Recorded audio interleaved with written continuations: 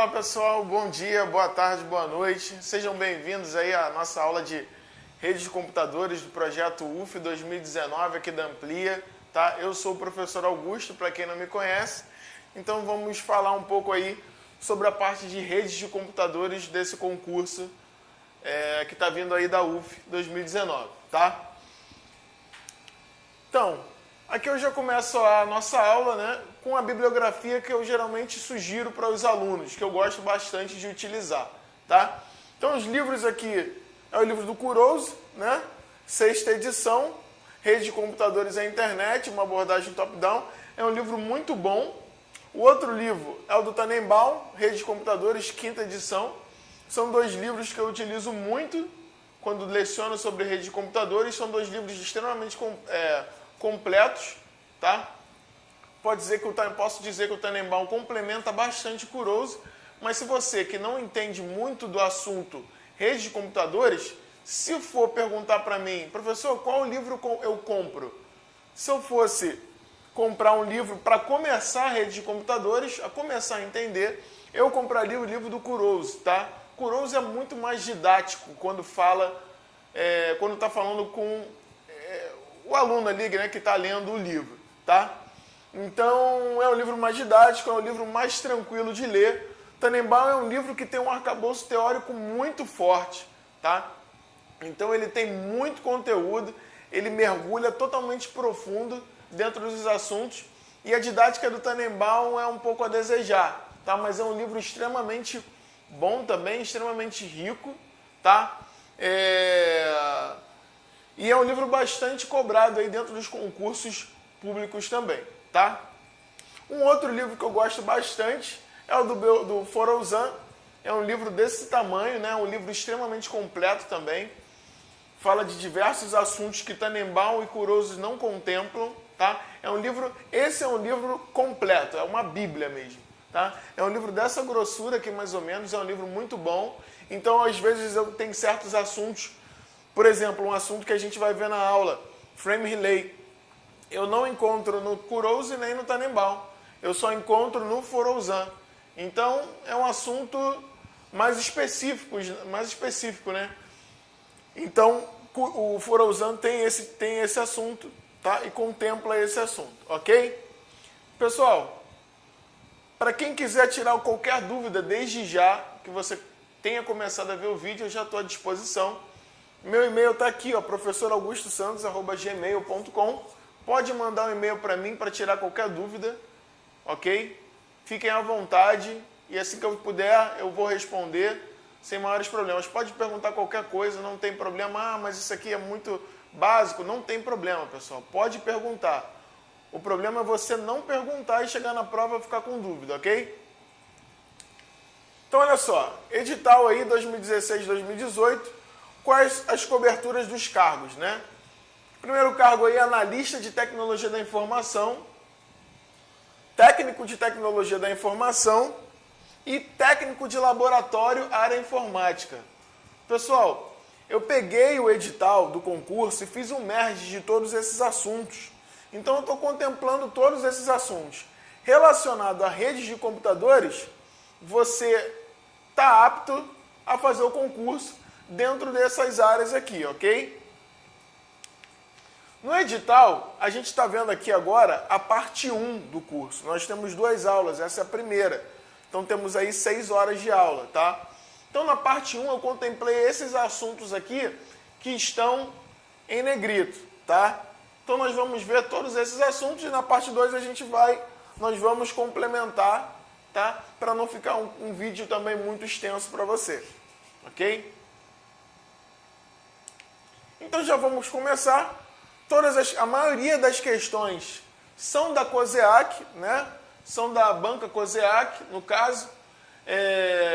A maioria das questões são de bancas que já fizeram a prova da UF, tá?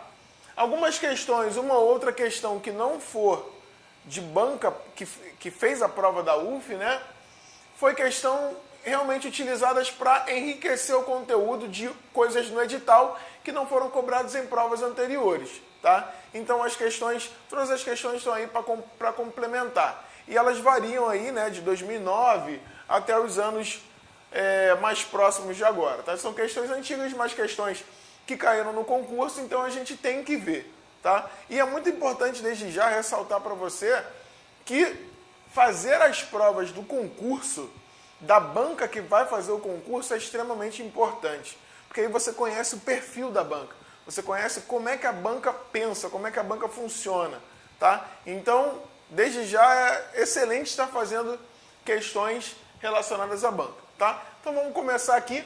Essa é a nossa primeira questão do ano de 2009, a prova para analista de TI, desenvolvimento de sistemas.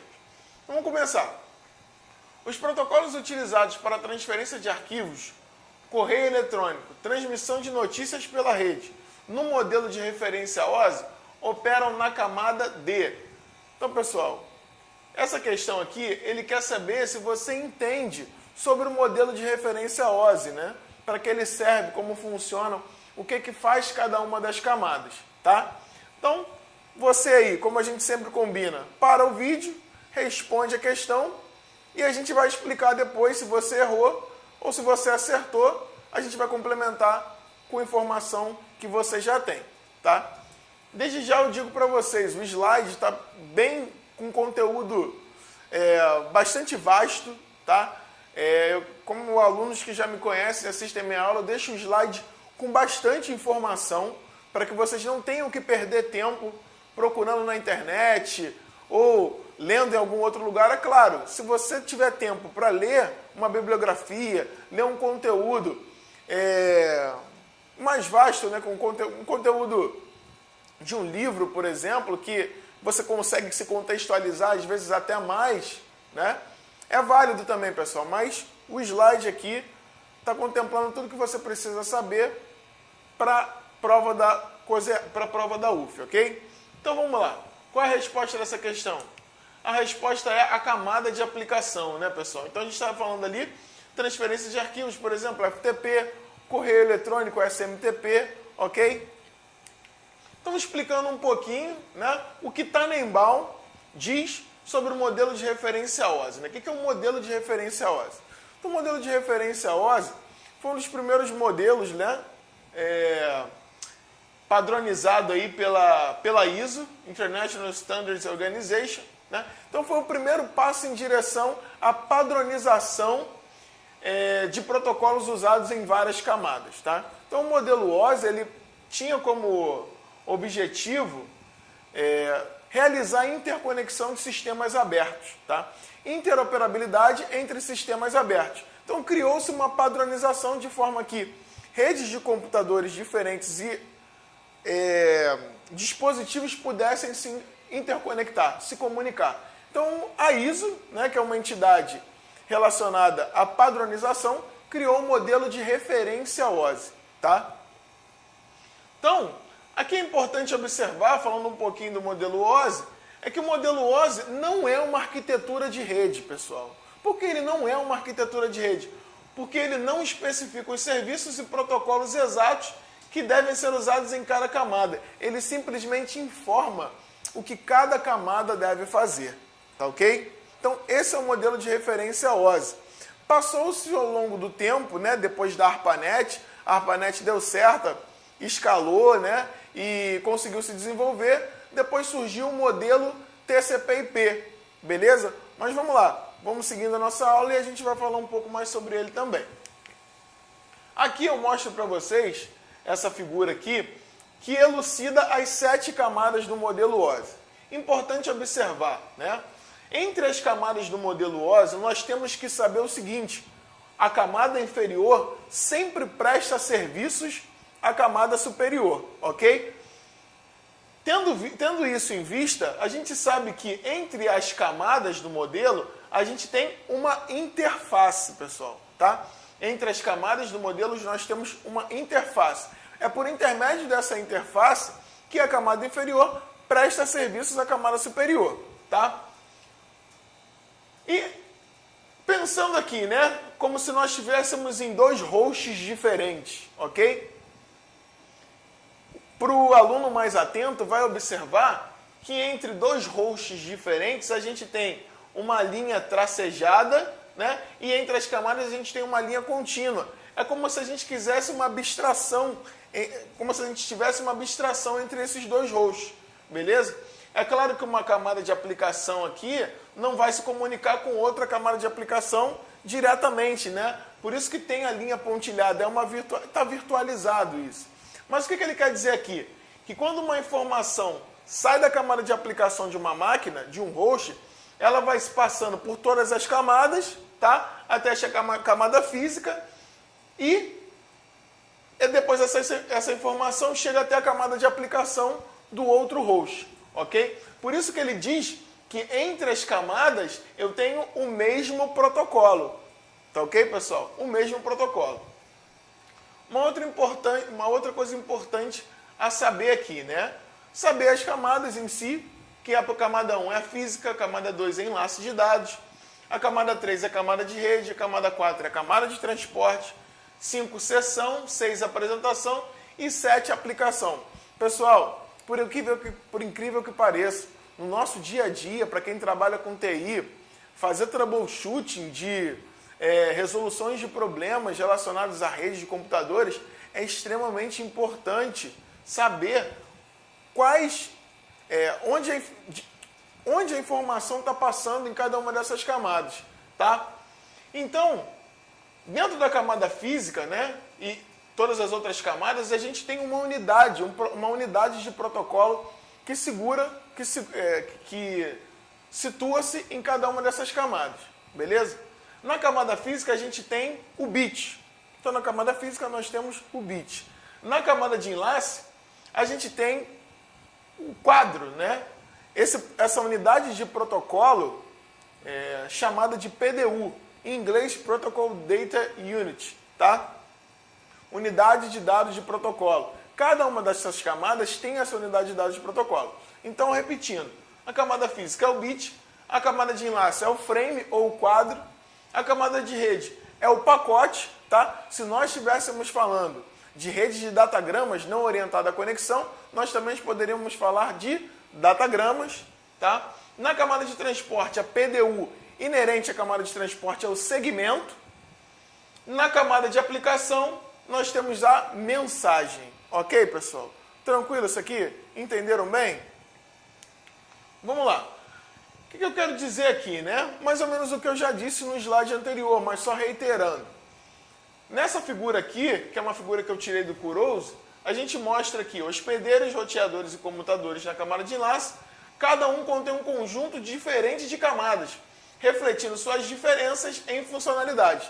Por isso eu disse para vocês que quando a gente vai resolver algum problema de rede, né, fazer um troubleshooting de rede, né, para ver onde é que está o problema, testar a conectividade, saber até onde cada dispositivo processa na camada, né, é importante. Então, olha só, a gente vê aqui, né, uma máquina de origem e uma máquina de destino. Geralmente eu vou tratar hospedeiros como elementos finais e dispositivos da rede como elementos intermediários. E aí, quando eu falar disso, vocês já sabem. Se eu falar de elemento intermediário, eu estou falando de um roteador, estou falando de um hub, beleza? E se eu falar de um elemento final, eu estou falando de um hospedeiro, um host, ok? Então a gente tem aqui, né, a mensagem da camada de aplicação que vai chegar, né, até o destino, ok? Então olha só, se a gente está num hospedeiro, nós sabemos que esse hospedeiro é dotado de um sistema operacional. Pode ser um sistema baseado em Unix, pode ser um Windows, tá? E esse hospedeiro está manuseando ou manipulando algum tipo de aplicação, tá? Então, quando essa aplicação vai passando pelas camadas do modelo OSI, né, nesse caso aqui, na verdade aqui, ele está falando do modelo, está tratando do modelo TCP/IP, né?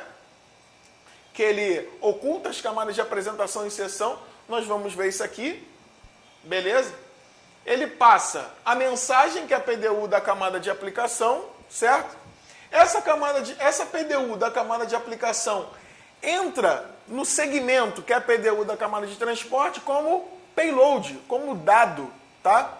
E assim que essa mensagem vai passando por outras camadas, bem como a informação da camada superior, né, essas informações vão sendo encapsuladas, ou seja, bem que protegidas, né?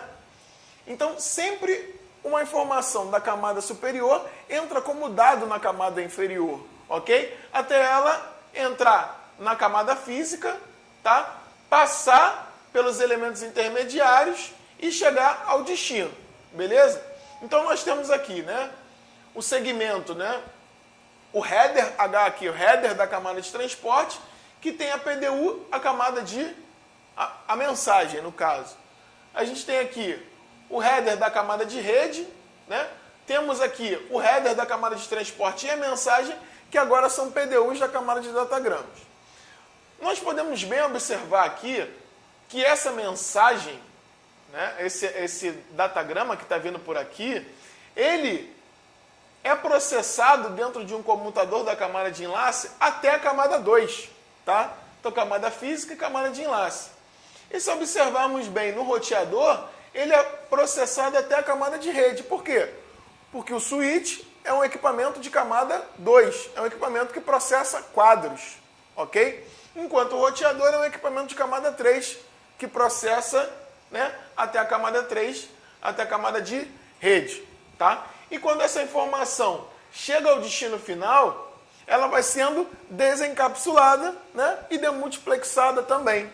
E ela vai entregando as informações para cada uma das camadas. Por isso, no slide anterior, a gente tinha esse protocolo aqui, entenderam? Esse protocolo aqui que não é uma linha contígua, né? É uma linha, no caso, descontígua, uma linha pontilhada, tá ok? Então essa figura aqui explica bem a figura anterior. Beleza? Tranquilo, pessoal? Vamos lá, vamos seguir. Agora aqui, mostra, né, elucida uma figura mostrando o modelo de referência TCP/IP.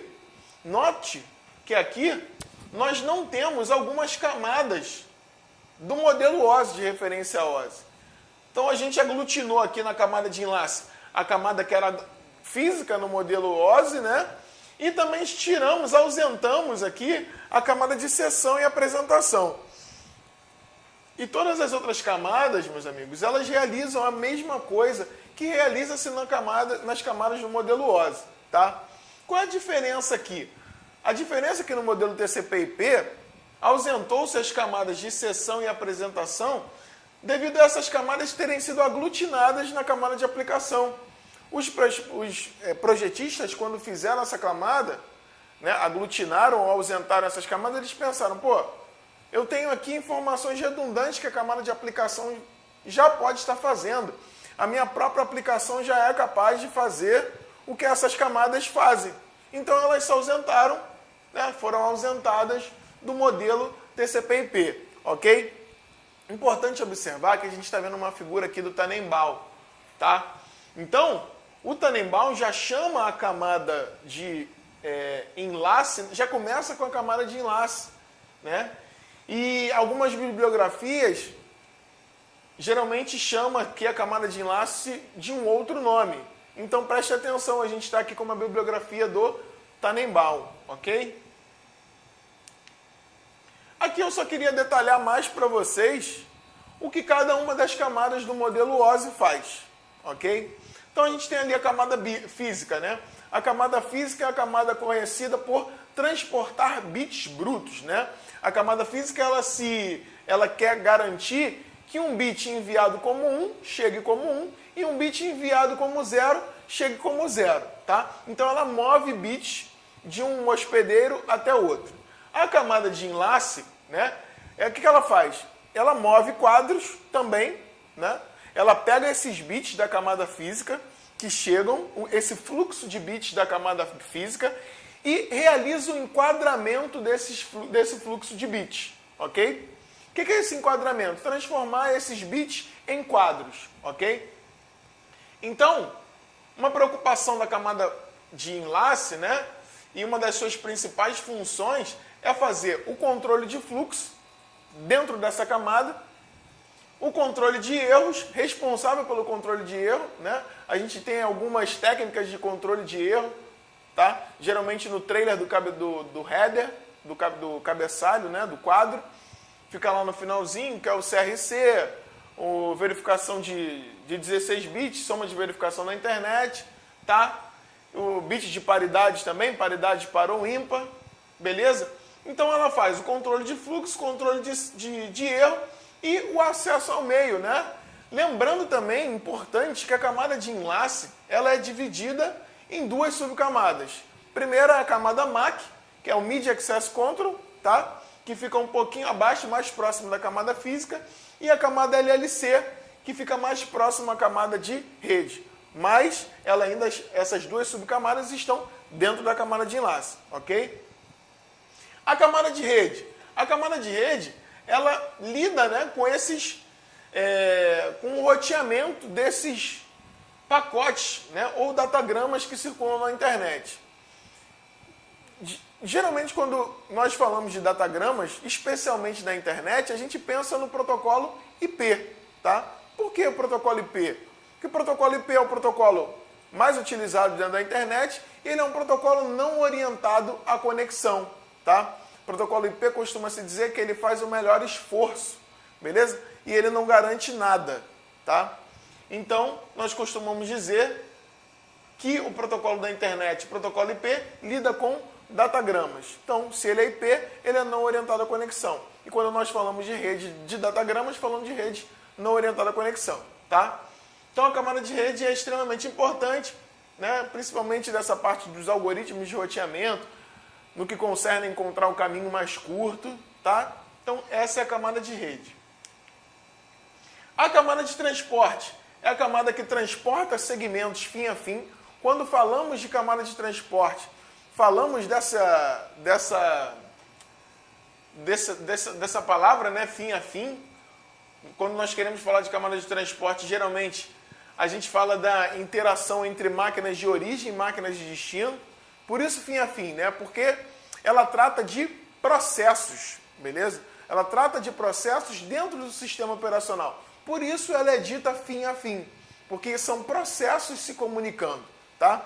Geralmente quando a gente tem um socket TCP ou UDP, tá? A gente tem a camada de aplicação interagindo diretamente com esse socket, tá? Fazendo a multiplexação e a demultiplexação de informações. Então, quem fala nessa interação é exatamente a máquina de origem e a máquina de destino. Somente os elementos intermediários da rede estão alheios a essa conexão. Por isso ela é uma camada de transporte fim a fim, ok? Processo a processo, tá bom?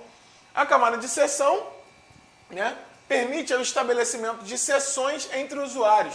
Então, controle de diálogo, sincronização, tudo que é camada de sessão. Se você está numa sessão, perde a sessão e retorna a sessão, ela é responsável por essa sincronização. A camada de apresentação trata da sintaxe e semântica das informações transmitidas, né? Estrutura de dados para algumas aplicações, tá? Codificação de dados, compressão de dados, tudo é a camada de apresentação. E a camada de aplicação é que nós interagimos no nosso dia a dia, tá? Então a gente tem aí as mensagens dos protocolos DNS, protocolo HTTP, SMTP, beleza, pessoal? Então a gente acabou esgotando aqui os assuntos relacionados ao modelo TCP/IP e o modelo OSI, ok? Vamos continuar. Então aí questão de 2017 da COSEAC, né? UF. As redes podem ser classificadas quanto à extensão e, nesse caso, aquelas que normalmente permanecem em locais com extensão pequena, como um prédio de poucos andares ou uma sala, são conhecidas como. Então ele te dá uma dimensão e a escala de uma determinada rede. E te pergunta dentro das assertivas, que tipo de rede é essa? Vamos ver qual é a rede. E vamos ver se você acertou, marcando aí no seu material. Esses tipos de redes são PAN e LAN, tá? Que redes são essas, professor? O que é uma PAN e o que é uma LAN? Aqui eu digo para vocês o que é cada uma dessas redes, tá? E depois a gente estende mais um pouco o conteúdo para melhorar o teu cabedal de conhecimento em relação ao assunto. Então, redes locais, né? São as Local Area Networks.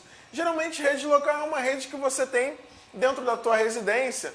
Você tem o teu notebook, o teu computador, todos eles ligados a um switch, por exemplo.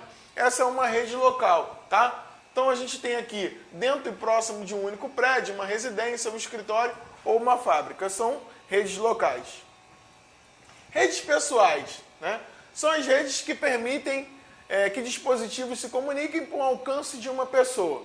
E aí nós temos o Bluetooth, o IRDA, né? Tecnologias aí Zigbee, geralmente o pessoal brinca com Arduino também, tá? São tecnologias aí relacionadas às redes de sensores sem fio também. Redes metropolitanas. Redes metropolitanas, o exemplo mais famoso são as redes do cabeamento que chega na sua casa, né? A rede de TV a cabo, tá? Redes MAN, redes do tipo MAN, tem escala de uma cidade, tá? São redes metropolitanas, então tem a escala de uma cidade, tá?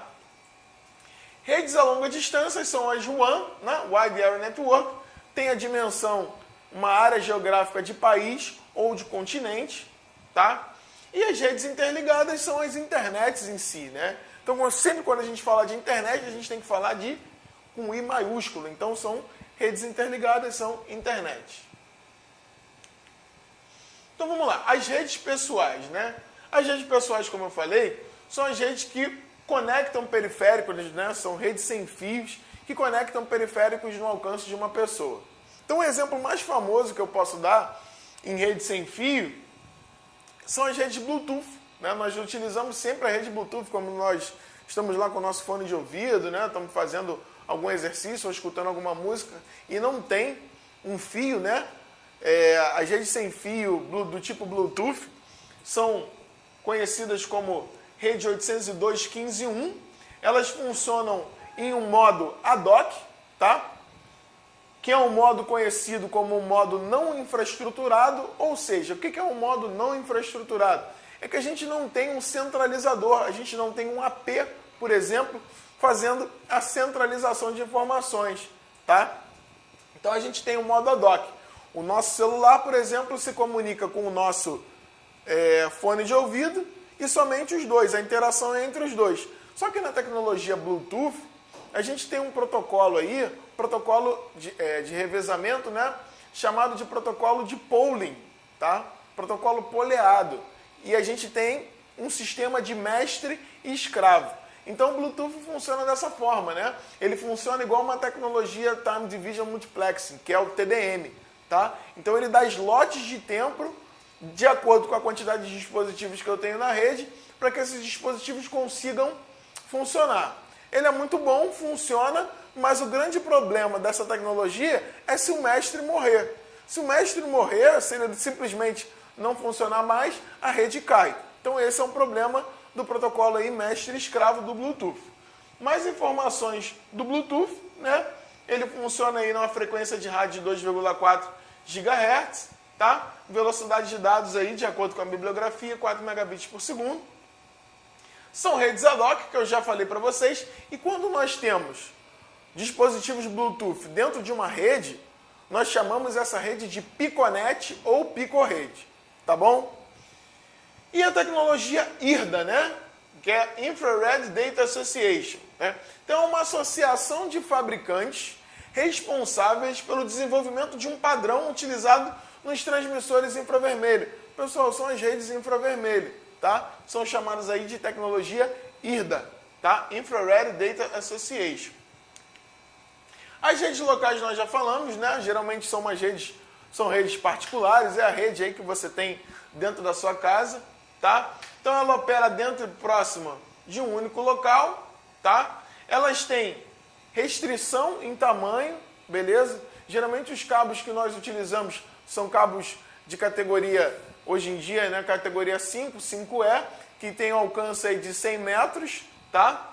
Vamos falar sobre esse assunto também, que pode cair na sua prova.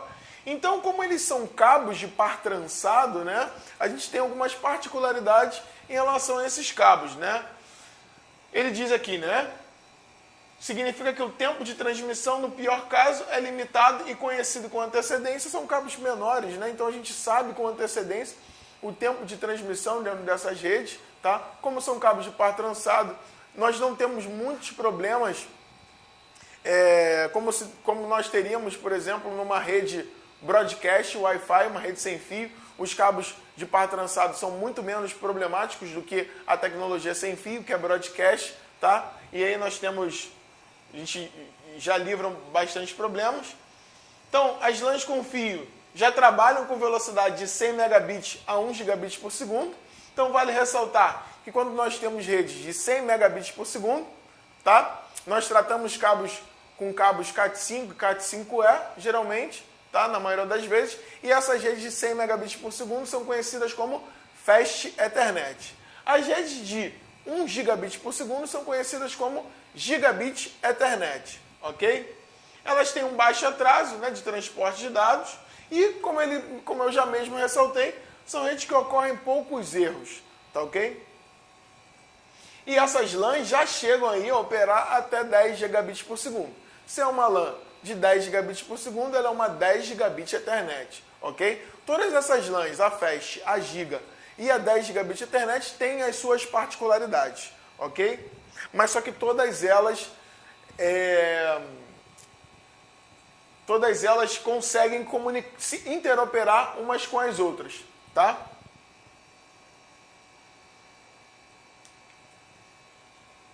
Então vamos lá. Redes a longa distância, tá? Wide Area Network. Então na maioria das WANs aí a subrede consiste em 2 dispositivos, né?